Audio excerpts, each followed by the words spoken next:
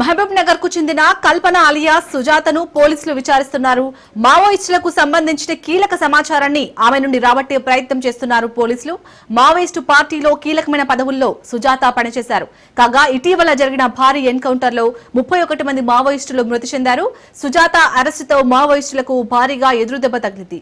Right, ఇదే అంశానికి సంబంధించి పూర్తి అప్డేట్స్ మా ప్రతినిధి ఉపేందర్ అందిస్తారు. ఉపేందర్, ఇటు కీలక నేత సుజాతనైతే ఇటు పోలీసులు అరెస్ట్ చేసినట్టుగా తెలుస్తుంది. ప్రస్తుతం ఆమెను విచారిస్తున్నట్టుగా తెలుస్తుంది. అప్డేట్స్ ఏంటి? శాలిని, ఇప్పటికే మావోయిస్టు ఉద్యమానికి మరోసారి గట్టి ఎదురుదెబ్బ తగిలిందైతే మనం చెప్పుకోవచ్చు. ఇక పార్టీ కేంద్ర కమిటీ సభ్యులుగాను అటు దివంగత అగ్రనేత కిషన్ జీ భార్య అయినటువంటి పోతుల కల్పన అలియాస్ సుజాతకు పోలీసులకు ముందు కూడా లొంగిపోయినట్లయితే మనకు సమాచారం అవుతుంది. ఆమెతో పాటు మరో 3 మావోయిస్టులు కూడా ఏదైతే మోస్ట్ వాంటెడ్ గా ఉన్నటువంటి వారు కూడా జనజీవన స్రవంతిలో కలిసేందుకు ముందుకు వచ్చినట్లయితే మనకు సమాచారం అవుతుంది.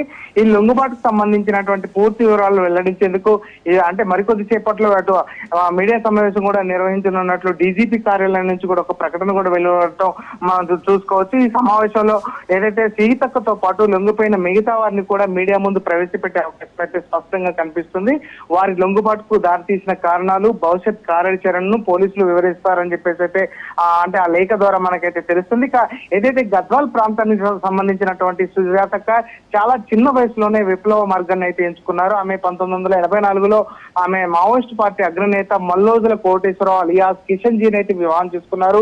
ఇటు 2011లో పశ్చిమ బెంగాల్లో జరిగినటువంటి ఎన్కౌంటర్ లో అటు కిషన్ జీ కూడా చనిపోయిన విషయం మనందరికీ తెలిసిందే. అప్పటి నుంచి కూడా పార్టీలో క్రియాశీలకంగా కూడా ఉన్నటువంటి ఆమెపై వివిధ రాష్ట్రాల్లో కలిపి దాదాపుగా ఏదైతే ఇప్పుడు ఛత్తీస్గఢ్, మహారాష్ట్ర, ఇటు తెలంగాణకు సంబంధించినటువంటి దాదాపుగా 106 కేసులు కూడా ఆమెపై నమోదైనట్లు కూడా అధికారులు అయితే చెప్తున్న పరిస్థితి కనిపిస్తుంది. ప్రస్తుతం ఆమె ఏదైతే Chhattisgarh south zonal bureau incharge గా కూడా ఆమె జనతా సర్కార్ లో కూడా పనిచేస్తున్న పరిస్థితి ప్రధానంగా కనిపిస్తుంది.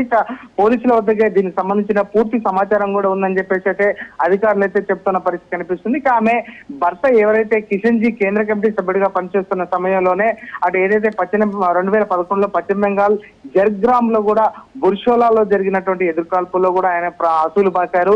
ఇక కిషన్ జీ స్వస్థలం ఇటు పెద్దపల్లి జిల్లా.